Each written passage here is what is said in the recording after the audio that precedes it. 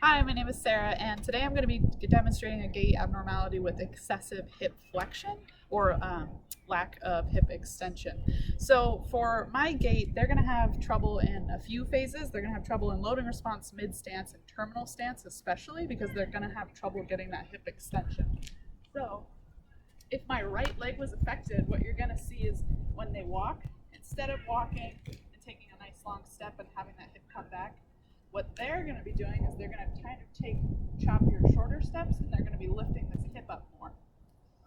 And then when they turn around, still on my right leg, instead of that leg coming back, it's lifting up more.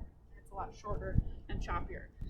So like I said, so in that in the loading response, when they come down in mid stance, and then in that terminal stance, they're not going to want to be back here. They're going to want to be right here.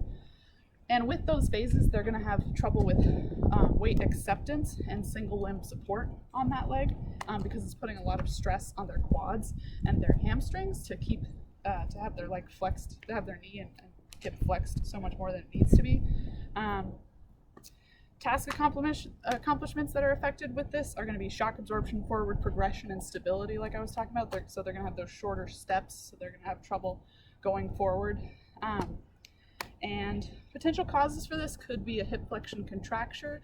It could be, or a shortening of that. It could be hip pain, decreased hip passive range of motion, so they can't get that passively.